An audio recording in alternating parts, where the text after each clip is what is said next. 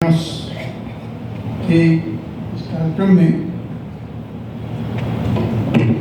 हमारे मंचस्थ आदरणीय सुमिता जी, जिनको बहुत दिनों से देखने की और सुनने की इच्छा थी, कैसे कैलाश सत्यार्थी जी हमारे, जैसा कि प्रोफेसर विजय बहादुर सिंह जी ने कहा, पंडित राधावल्लभ त्रिपाठी जी, प्रोफेसर विजय बहादुर जी और सभागार में बैठे सभी विद्वद्गण, अभी मैं बहुत ही मंत्रमुग्ध होकर सुन रहा था कैलाश सत्यार्थी जी और विजय बहादुर जी के की मध्य भूति पर चर्चा को, और मेरा बहुत बड़ा लोभ था कि मैं आपके दर्शन करूं और आपके विचारों को जो आपने कार्यान्वयन किया है उसका। वस्तुतः मुझे ऐसा लगता है कि सनातन धर्म यही है। सर मेरी डायरी रखी थी कि हम केवल, जैसे एक आचार्य चाणक्य ने संभवतः कहा है कि परोपदेशे वेलायाम सर्वे भवन्ति पंडिताः विस्मरन्ति पांडित्यम स्वकार्येषु प्रसिद्धे। केवल पांडित्यपूर्ण वक्तव्य देने से उसमें तो हम लोग कभी चूकते नहीं हैं। इसलिए कभी कभी मजाक में कहा जाता है कि इंडियंस आर इनबॉर्न फिलोसफर्स, तो ऐसा एक चलता है। लेकिन कहीं भी हमारे धर्म में, चाहे वेदों से ऑफकोर्स कोई परंपरा शुरू हुई, और वह उस धारा में चाहे स्मृति हो, आरण्यक हो, उपनिषद हो, वेदांत हो, और जो दूसरी धारा हमें दिखाई पड़ती है जैन, बौद्ध, चारवाक की भी, हम उनको भी ऋषि मानते हैं। और उसके बाद जो महाकाव्य या रामायण महाभारत इत्यादि की बात देखते हैं, पढ़ते हैं, समझते हैं, मैं इन सब को समेकित रूप से, इन टोटालिटी, यही सनातन परंपरा है। इसमें किसी एक को अगर हम सेग्रीगेट कर लेंगे तो कहीं न कहीं वो सारी बात कवर नहीं हो पाएगी।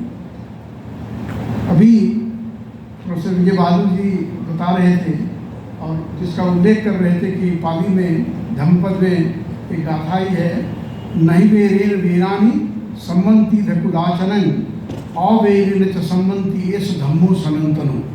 ये हमारे विश्वविद्यालय का ध्येय वाक्य भी है। वैर से वैर कभी समाप्त नहीं होता है, वैर से वैर तो बढ़ता ही है। वैर समाप्त होता प्रेम से, सद्भावना से, करुणा कर। कैलाश सत्यार्थी जी ने बहुत विस्तृत चर्चा की, और भगवान बुद्ध भी कहते हैं करुणा और दया में फर्क करते हैं कि दया में कहीं न कहीं एक अहंकार भाव होता है, एक सुपीरियरिटी कॉम्प्लेक्स होता है सिंपैथाइजर के मन में।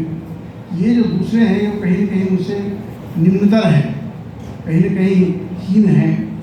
लेकिन करुणा में वो कहते हैं कि करुणा में किसी दुखी व्यक्ति को देख करके जो सहृदय व्यक्ति होता है उसका हृदय कांप उठता है, कंपन करने लगता है, और उसमें वो केवल सहानुभूति नहीं होती है, सम अनुभूति होती है, और उसके अनुभूति के साथ अपने को मिला करके केवल वाक्य से या वचनों से केवल वो अपनी अच्छे शब्दों में व्यक्त नहीं करता है उसके प्रति अपनी संभावना, वेदना, संवेदना, बल्कि उसमें सम्मिलित होकर के उसके दुख को दूर करने का यत्न करता है। ये करुणा की बात आई। और मैं पाली और बुद्धिज्म का विद्यार्थी हूँ, इसलिए संभवतः मेरी बात में ज़्यादा उसी पर असर फोकस रहेगा, क्योंकि उसी में मेरी अधिक गति है। लेकिन मैं कई चीज़ों को, रिचुअल्स को अगर छोड़ दें या यद तत्व कहीं बात को छोड़ दें, तो बाकी सारी की सारी वही भारतीय परंपरा है, जिसको कई बार हम लोग राजनीतिक दृष्टि से भी सनातन शब्द का प्रयोग करना शुरू कर जाते हैं। लेकिन वस्तुतः वह बिल्कुल इन टोटलिटी वही है सनातन। उसमें कुछ हो सकता है कि रिचुअल्स के भेद हों, लेकिन मूल भाव वही है। और कहीं भी, जैसे भगवान ने गीता में भी कहा है कि ज्ञान योग, कर्म योग, भक्ति योग, तो ये कहीं पर बिल्कुल एक कोई वाटर टाइप कंपार्टमेंट नहीं है कि यहाँ तक ज्ञान है, ये कर्म है और ये भक्ति है। जब एक भक्त अपने भगवान को के प्रति इष्ट के प्रति समर्पित होता है तो सबसे पहले उसका अहंकार का तिरोहन होता है। उसमें कहीं न कहीं जो ये भाव, एक आधा दास्य भाव आता है और उसमें अपने को समर्पित करके उनके मार्ग पर कैसे चले। उन्होंने जो निर्देश दिए हैं कि एक मनुष्य बनो, एक दूसरे के प्रति एक संवेदना रखो, दूसरे के प्रति सहृदय बनो, तो ये भाव जब तक नहीं होंगे तब तक वो भक्ति भी अपूर्ण रहेगी और कर्म भी हो सकता है कि वो दिशाहीन हो जाए। इसीलिए बुद्ध कहते हैं धम्मपद में कि अपम बहु पिचे संहितं भासमानो न तक्करो होति नरोपमत्तो गोपो बगावो गणयं परेशं न भागवा सामान्य होती।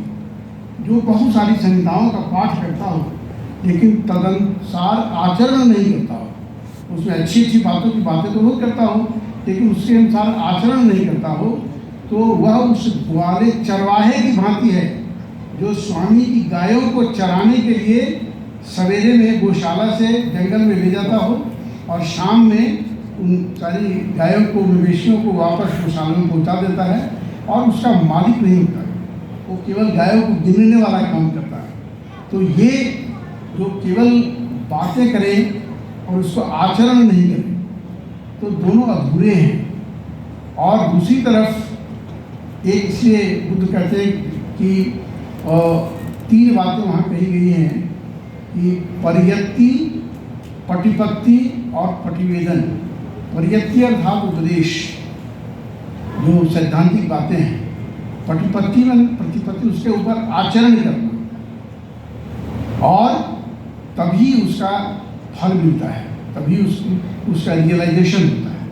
इसलिए ये हिंदू धर्म के या सनातन धर्म के इसमें भी लागू होता है, जैन धर्म पर भी लागू होता है। और जो भी कोई मानवता को जीने वाले या उसका उपदेश देने वाले या उसका प्रचार प्रसार करने वाले उपदेश है, चाहे वो किसी धर्म का जामा पहने हो या नहीं पहने हो, जो मनुष्यता को मनुष्यता समझते हो, एक दूसरे के दत्त को समझते हो, एक दूसरे को ये समझते हैं कि मेरे, जैसे गांधी जी ने कहा ना कि एक बार कि तुम जब कोई कर्म करते हो तो सबसे पहले ये सोचो कि जो पंक्ति में अंतिम खड़ा हुआ व्यक्ति है उसको कोई फायदा हो रहा है कि नहीं हो रहा है, उससे उसको क्या फायदा हो रहा है।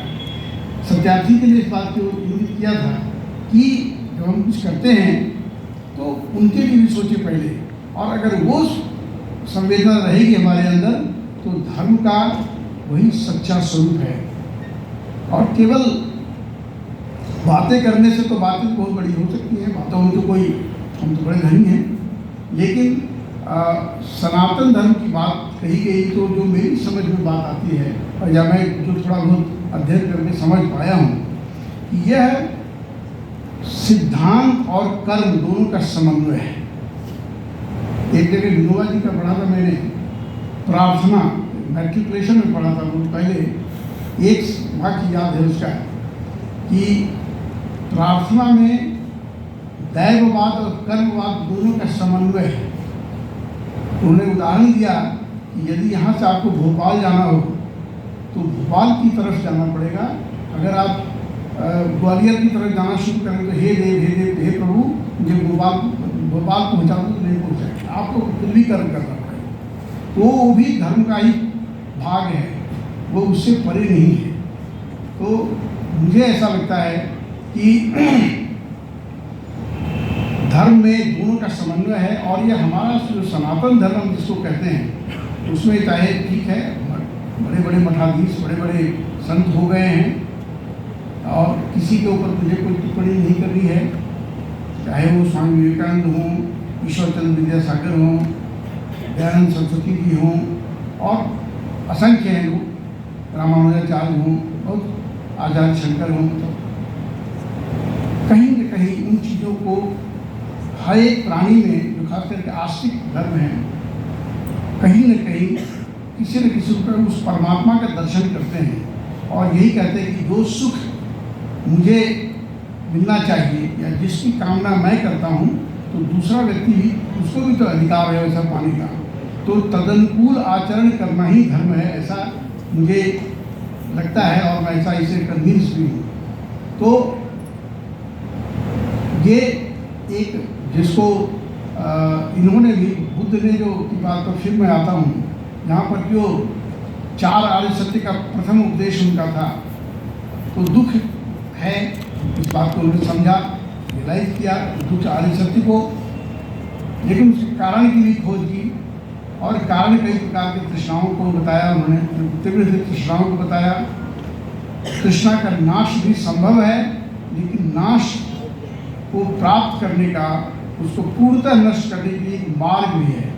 उस मार्ग में जो सम्यक दृष्टि, सम्यक संकल्प, सम्यक वचन, हम वचन से भी किसी को दुखी नहीं करें, ऐसी बात कहें जिससे कि वो रहीम का है शायद कि वो कभी कभी ऐसी वाणी बोल के मन का आपा कोई और को शीतल करे, आप वही शीतल हुए कभी क्या।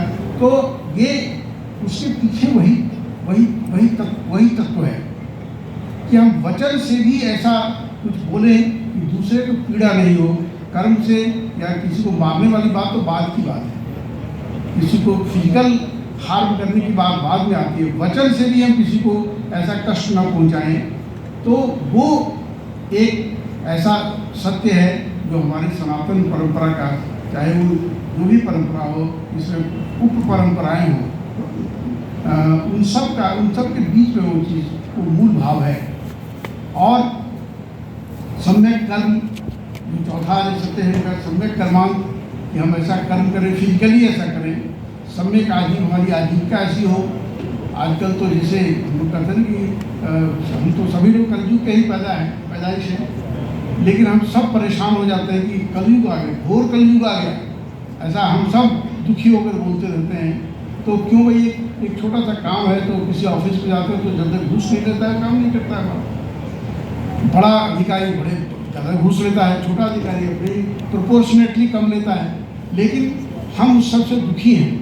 तो हमारा कर्म, हम सम्यक आजीव की बात तो कहते हैं कि सम्यक आजीविका हमारी ऐसी होनी चाहिए जो कि ईमानदारी से, और उसको कोई बेईमानी उसमें नहीं हो, ठगी नहीं हो, किसी को छीनने की बात नहीं हो। तो इस तरह की बात जब हम करते हैं तो वचन और कर्म और मन की बात लास्ट अंत में आता है। सम्यक स्मृति और सम्यक व्यायाम, सम्यक स्मृति और सम्यक समाधि, वहाँ भी मन को शांत करने की, मन को शुद्ध करने की बात में, मन से भी किसी के लिए पीड़ा नहीं हम सोचे, किसी को पड़पीड़न का भाव हमारे अंदर नहीं आए, बल्कि उसके स्थान पर हम दूसरे का कैसे भला कर सकें। जब किसी को और एक साधना की दृष्टि से और उच्चतर अवस्था में जाते हैं तो बुद्ध 4 प्रकार के ब्रह्म विहार की बात करते हैं। मैत्री, करुणा, मुदिता और उपेक्षा। मैत्री, जैसे मित्रता और मैत्री, ये दोनों में फर्क है। मित्रता एक संबंध है जो आदान प्रदान के आधार पर कायम रहती है, लेकिन मैत्री का भाव ऐसा है, इसे बताया बुद्ध ने, कि बिना किसी प्रतिदान की अपेक्षा रखे, दूसरा भले ही मेरे लिए बुरा भी करे लेकिन मैं अच्छा करूं, अच्छा ही बोलूं, अच्छा ही करूं, ये मैत्री भाव है।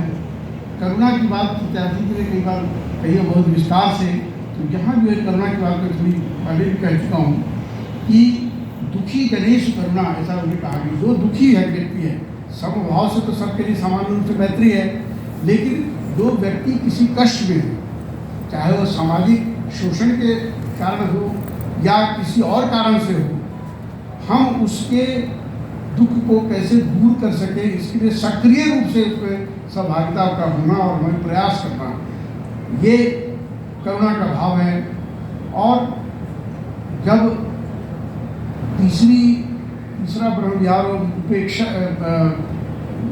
मुदिता को कहते हैं। मुदिता एक ऐसा आनंद का भाव है जो दूसरों के सुख को देख करके सुख होने का भाव। ये तभी संभव है जबकि हम वो मैत्री की बात कर रहे हैं कि चाहे कोई मेरे लिए बुरा करे अच्छा करे, मैं अच्छा ही करूँगा, अच्छा ही सोचूंगा। तो जब उसमें फिर अपने पराये का भाव समाप्त हो जाता है, और तभी वो मुदिता का भाव संभव है कि दूसरे का सुख भी अपना सुख लगता है।